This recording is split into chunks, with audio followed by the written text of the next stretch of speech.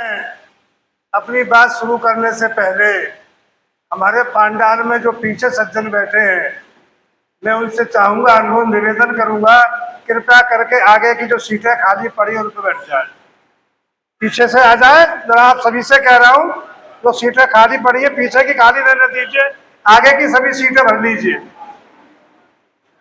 बच्चियां आ जाओ, आगे आ जाओ, सभी लोग पीछे बैठे इस सब सीटों को भरिए। ये भी एक बैठने का तरीका है। सीटें कम से कम आगे की भरिए, 2 सीटें 3 खाली पड़ी है, इन्हें भरिए। सियाराम जी, इसे मदद करिए, लोगों को आगे बैठाइए, कुर्सियां खाली पड़ी। अभी टैप न करो इसे, बैठे जो कुर्सियां खाली हैं आगे आ जाइए, आगे बढ़ना सीखो। आए, आगे आ जाए।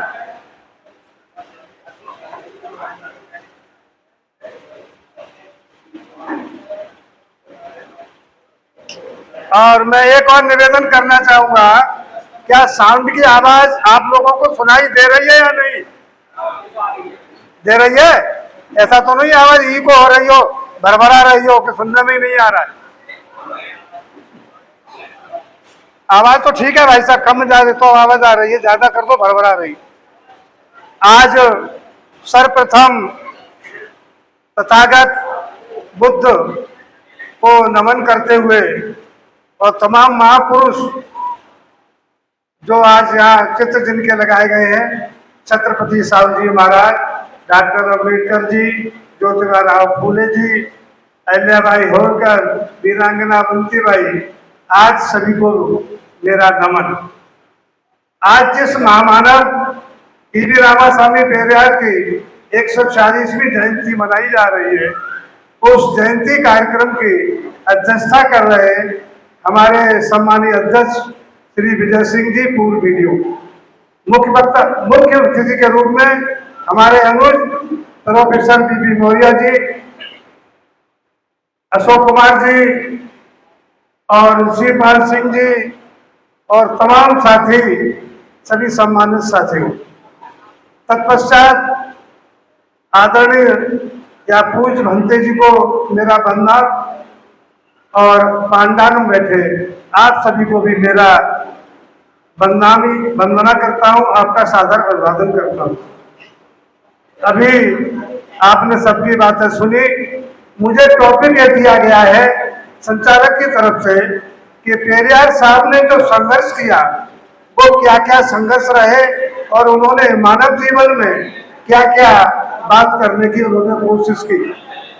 कृपया बात न करें भाई आपस में, यदि आप बात करेंगे तो ना आप कुछ सुन पाएंगे, न इधर बोलने वाले का भी मन खराब होता है।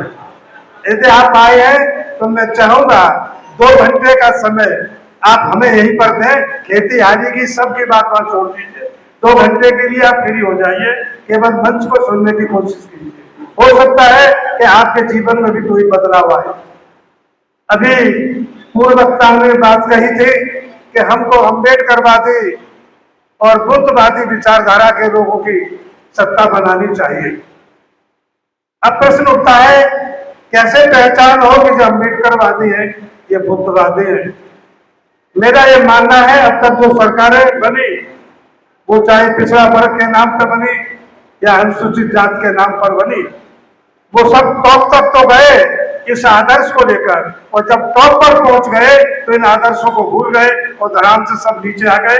पर हम आपके सबके सामने, मैं किसी बुराई की दृष्टि से नहीं देखता हूं कि हमको आलोचना और समालोचना उनकी करनी पड़ी। पेरियार जी के बारे में बताई दिया कि 17 कहना चाहिए 17 सितंबर 1879 को जन्म हुआ और 24 दिसंबर 1973 को उनकी मृत्यु हुई।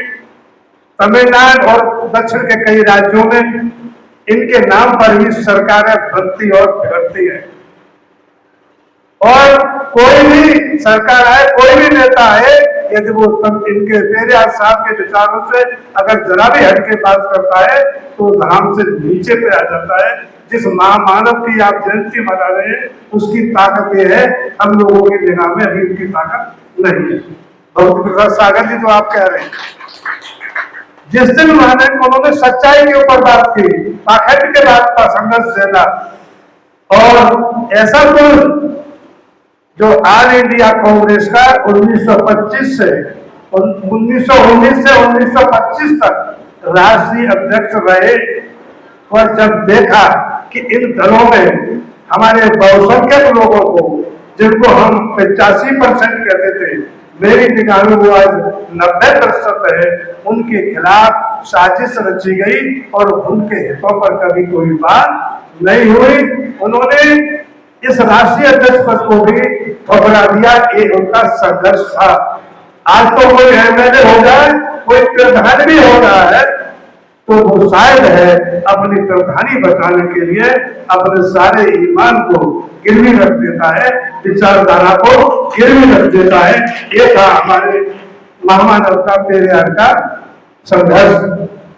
हम लोग जयंती तो मनाते हैं, किसी की मना लें, लेकिन जैसे ही पांडाल से बाहर जाते हैं तो उनकी कहीं बातें यहीं पर छोड़ जाते हैं और घर जाकर के हम फिर उसी में चले जाते हैं। मेरा यह मानना है कि जब आप किसी महापुरुष की जयंती मना रहे हैं तो यदि उसके आदर्शों पर चलेंगे तो वो उसकी जयंती मनाना सार्थक है, अन्य धर्म निरर्थक। लेकिन मैं देख जानता हूँ कि जितने भी लोग बैठे हैं ना, बहुत कम आका जाना होगा, मैं कम नहीं मानता, लेकिन मैं जानता हूँ जिस समाज की रग रग में ऐसी बातें भर दी गई हो, तो मैं मंच की तरफ भी इशारा करना चाहता हूँ, हमें हतोत्साहित नहीं होना है। यदि हम इसमें से यदि 5 लोगों को भी अपने अनुभव ढाल लें तो ये संगोष्ठी हमारी सफल होगी, सफल होगी, सफल। पेरियार साहब ने जिस तरह का आवाज उठाई, सच्ची रामायण को मराठी भाषा में लिखा, रामायण इज ट्रू, उसका हमारे प्रदेश के झीझक में जन्मे छोटे पेरियार नरेंद्र सिंह यादव ने उसे हिंदी में अनुवाद किया, और हिंदी में अनुवाद करने के बाद वो उस पुस्तक को उत्तर प्रदेश में लाई, तो हमारे उत्तर प्रदेश की सरकार ने उस पुस्तक पर बैन लगा दिया। जो प्रतियां छप गई थी उन्हें जब्त कर लिया गया। मुकदमा हाईकोर्ट चला और सुप्रीम कोर्ट तक गया। नरेंद्र सिंह यादव विजयी हुए और पेरियार ईवी रामास्वामी की नायकर की जो किताब थी, जिसका नाम उन्होंने हिंदी में सच्ची रामायण दिया, उस पर बैन हटा और सरकार पर 300 रुपया जुर्माना लगा। इसका अर्थ है कि हमारे देश की जो सर्वोच्च न्यायपालिका है उसने इस पुस्तक को सही माना और पेरियार जी की जो विचारधारा है उसको सही माना, तभी तो बैन हटाई। लेकिन हम लोग जो बैठे हैं, चाहे मंच की तरफ हो चाहे पंडाल की तरफ हो, हम इतने मूर्ख हैं कि हम अपने सुप्रीम कोर्ट की भी बात मानने को तैयार नहीं है। ये कमी किसी और की नहीं, ये किसकी कमी है? हमारी और आपकी। ये आपको समझना पड़ेगा। अगर पेरियार नरेंद्र सिंह जी ने लड़ाई न लड़ी होती तो शायद है कि हम लोग पेरियार साहब को जान भी नहीं पाते। उन्होंने अपने जीवन में एक बात कही थी, मैं बता दूं कि जो है वो क्या चाहते थे। मैं इसको पढ़ के सुनाई दे रहा हूं जो मैंने लिखा है कि पेरियार जी एक महान समाज सुधारक, तर्कवादी, दरबार आंदोलन के प्रणेता और समानता के अग्रदूत थे। वो कौन सी बुराई कह रहे थे कि हम सब समान हैं, हम सबको सम्मान मिलना चाहिए, हम सबको बराबरी का दर्जा मिलना चाहिए, हम सबको हमारी जनसंख्या के आधार पर राजनीति में, नौकरी में और सामाजिक तरीके से हमको हिस्सेदारी मिलनी चाहिए। कोई बड़ा तो नहीं कह रहे थे। दूसरी बात थी उनकी कि उन्होंने आत्मसम्मान आंदोलन की शुरुआत की, जिसका मुख्य उद्देश्य समाज के सामाजिक, शैक्षिक और राजनीतिक समानता दिलाना, सभी मनुष्यों के लिए समान शिक्षा की वकालत करना। उनका मानना था कि शिक्षा को मानवता के कल्याण और मानव सभ्यता को आगे बढ़ाने के लिए होना चाहिए, न कि किसी विशेष धर्म, जाति या विशेष व्यक्ति के लिए। महिलाओं को शिक्षा के लिए प्रेरित किया गया। उनकी शिक्षा और समाज की बंदिशों का विरोध किया गया कि शिक्षा के बिना स्त्रियों का मुक्ति असंभव है। अंग्रेजी व विज्ञान आधारित शिक्षा ही समान समाज की प्रगति की ओर ले जाएगी। ये शिक्षा के सरकारीकरण और निःशुल्क एवं सार्वभौमिक शिक्षा के समर्थक थे। पेरियार ईवी रामास्वामी नायकर के शिक्षा के विचारों में तर्कवाद, वैज्ञानिक दृष्टिकोण, धर्मनिरपेक्षता और आत्मसम्मान पर जोर दिया गया। उनका मानना था कि अंधविश्वास, पाखंडवाद को दूर करने के लिए ज्ञान और विज्ञान और विचार की जरूरत है, क्योंकि यह सब समाज के विकास में बाधक है। अगर शिक्षा में ज्ञान विज्ञान और तर्कवाद नहीं होगा तो वो ऐसी शिक्षा समाज के हितों की रक्षा नहीं कर सकती। एक और उन्होंने कहा कि ईश्वर की सत्ता स्वीकार करने के लिए किसी बुद्धि, विवेक, होशियार की आवश्यकता नहीं है। और नास्तिक वही हो सकता है जो बुद्धिमान होगा, होशियार होगा, तर्कवादी होगा। इस पर आपको विचार करना पड़ेगा। जो भी अगर ईश्वर की सत्ता को स्वीकार करता है या दूसरे की कई बात को मान लेता है तो वो सबसे बड़ा मूर्ख होगा। ये हमको विचार करना होगा। मैं कुछ बातें और आपके सामने रख दूं कि हम लोग करते क्या है। हमने कभी विचार नहीं किया। हम बाजार गए और बाजार से जाकर के पत्थर की मूर्ति खरीद के लाए। क्या लाए? पत्थर की मूर्ति खरीद के लाए और उसी पत्थर से आप धन मांग रहे हैं, विकास मांग रहे हैं, अपने घर की सुरक्षा मांग रहे हैं। काश इस पर आप विचार कीजिए। यदि पत्थर से विकास हो रहा होता, वो दुकानदार क्या मूर्ख है जो अपनी पत्थर की मूर्तियों को बेच रहा है? अगर उन पत्थरों से धन मिल रहा होता तो फिर दुकानदार उन मूर्तियों को बेचता क्या? नहीं बेचता। ये विचार प्रश्न है। वो उन मूर्तियों को बेच करके धन कमा रहा है, न कि उन मूर्तियों से मांग की हो। दूसरी बात है, हम लोग अभी दीपावली आ रही है, दीपावली आने वाली है और धनतेरस के बाजार इतने जबरदस्त लगेंगे कि पूरे बाजार की सड़कें बंद होगी और हम सब पूरे गांव से हर आदमी जो उस दिन नहीं खरीद रहा होगा उस दिन भी बर्तन खरीदेगा। कहा जाता है कि आज के दिन यदि आप कोई बर्तन खरीदेंगे तो आपके घर में धन संपदा की वृद्धि होगी। यही करते कि नहीं करते? कभी आपने सोचा यदि बर्तन खरीदने से धन संपदा में और घर की खुशहाली बढ़ रही होती तो व्यापारी का मूर्ख है कि सारी दुकान बेच रहा है। वो बेचना चाहिए, उसे खरीदना चाहिए। यानी आपने कभी सोचा ही नहीं। क्यों पंडित जी कह गए या अमुक आदमी कह गया यदि बर्तन आज से खरीदना बंद कर दो। मेरा यह मानना है बर्तन खरीदने से आपके घर में समृद्धि नहीं आएगी, अगर समृद्धि अभी तो आ गया। तीसरी बात और है, मैंने जब तक प्राइमरी में पढ़ता था प्रोफेसर साहब, तो एक हमारे रिश्ते के चाचा होते हैं और साख्य समाज से आते हैं, वो झाड़ू खरीद के लाई। ये है करीब 67-68 की बात। तो वो झाड़ू लेके आए और एक दुकान पर रखे गए और कुछ देर बाद लौट के आए तो हमारे साथी थे, मुस्लिम थे। उन्होंने पूछा कि भाई साहब कहाँ गए थे? कि कहीं नहीं कहीं गए थे। उन्होंने जब ज्यादा पूरे था तो बोले भैया हम आज झाड़ू लाए थे। फिर हम पंडित जी से पूछने गए कि झाड़ू कब से चुराए, तो दक्षिणा कितनी थी? कि ₹1.25 रुपया। तब झाड़ू आई थी 25 पैसे की और दक्षिणा के कितने लगे? ₹1.25 रुपया। और उन्होंने कहा दिन गिने उंगली गिनी, ये कहा कि इसको शुक्र से चला देना। दोस्त उन्हें क्यों देते हो? दोस्त खुद को सोचिए ना, हम जा रहे हैं देने के लिए। एक और बात है, अभी मकान हम बनाएंगे, पैसा हम लगाएंगे, कर्ज करेंगे, इकट्ठा करेंगे और जब मकान बन के तैयार होगा तो गिरह गिरवेश किससे पूछने जाएंगे? तो मूर्खता कौन कर रहा है? वो कर रहे हैं हम। वो सुधर जाओ भाई। जब पैसा आपने लगाया है, सब मकान आपने बनाया है और पूछने दूसरे को जाओगे, कितनी हमारी कहना चाहिए मूर्खतापूर्ण बातें हैं। बच्चे के नामकरण के लिए बच्चे आप अपनी पत्नी के साथ मिलकर के पैदा करते हैं और नामकरण किनसे कराएंगे? दूसरे से। नाम क्या रखा जाएगा?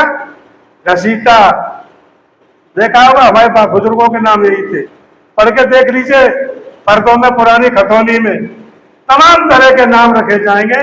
किन्नर सिंह, किन्नर जानते हो? किन्नर किन्हें कहते हैं? उनका नाम लेते ही शर्म आती है, कहते तुम क्या किन्नर हो? दूसरी भाषा गांव में बोली जाती है। किन्नर सिंह। अभी एक विधायक है हमारे बीजेपी से, बम्बालाल दिवाकर, पढ़ाए नाम सुनाओ? बम्बालाल दिवाकर, घसीटाराम, झंडू सिंह। ये सोचने का विचारित प्रश्न है। अपने बच्चों के नाम आप स्वयं ठीक रखिए, अच्छे रखिए, जो ठीक लगे इसी में आपकी बधाई है। और पेरियार जी ने कहा था कि यदि हम सुधर जाएं तो अपने परिवार को सुधार लें, अपने पड़ोस को सुधार लें, तो आपका गांव सुधर जाएगा, गांव सुधर जाएगा, आसपास सुधर जाएगा, जिला सुधरेगा, प्रदेश सुधरेगा, देश सुधरेगा। लेकिन मैं अंत में फिर एक बात आप लोगों से निवेदन करना चाहूंगा। हम लोगों की जो बातें कही जाएंगी, अभी तो बहुत खुश हो रहे हैं और यह भी मान रहे हैं, इसको भी 100% कह रहे हैं कि आप सही कह रहे हैं, लेकिन घर जाते ही नहीं मानेंगे। जैसे ही पत्नी ने कहा कि नहीं तुम गलत सुना आए हो, आज वो आया था गांव में, वो आवाज लगा के गया है कि फलानी गंगा जी जाना है, देवी जी नाराज हो जाएंगी। तो भैया हमें मालूम है कि आपको वो बात माननी पड़ेगी, मानेंगे, लेकिन मानिए एक अनुरोध हमारा भी स्वीकार कर लीजिए। आप किसी मंदिर में जाएं, कोई पूजा करे, और मैं वो आपसे भी प्रश्न करूंगा 2-3, उसके बाद मैं अपनी बात करूंगा। हर धार्मिक ग्रंथ के अनुसार कुछ धर्मों को छोड़कर यह कहा जाता है कि जो कुदरत भगवान जिसे कहते हो, अल्लाह कहते हो, मालिक कहते हो, वो पूरे विश्व को रोजी रोटी देता है। देता है कि नहीं भाई? बताओ सब लोगों, यही तो कहते हैं सब लोग कि वो सबको रोजी रोटी देता है। जब वो सबको रोजी रोटी देता है, पूरे संसार का पालनहार है, तो उसे रोटी खिलाने की हैसियत इस बंदे में क्या होगी, इस पर तो विचार कर लो। जो सारे संसार को पालना है, उसे क्या भगवान के साथ आप पालेंगे? नहीं पालेंगे। तो आज से मंदिर हो चाहे मस्जिद हो, मंदिर मस्जिद में जो बैठे धर्माचारी, वो आपके पैसे के बल पर बैठे हैं। आज से अपने उस क्या नाम है, जो भी आप महापुरुष मानते हो, उसकी इबादत में या उसकी पूजा में फूल चढ़ाइए। आज से कसम खाइए कि आप उस पर कोई धन पैसा नहीं चढ़ाएंगे, ना मीठा चढ़ाएंगे। करेंगे क्या? फूल चढ़ाइए, पैसे मत चढ़ाइए। और जिस दिन आप पैसे चढ़ाना बंद कर देंगे, 15 दिन में आपको मंदिर और मस्जिद खाली मिलेगी। मैं अपनी बात कह करके यही समाप्त करना चाहूंगा। धन्यवाद। जय हिंद, नमो बुद्धाय, जय भीम, जय भारत।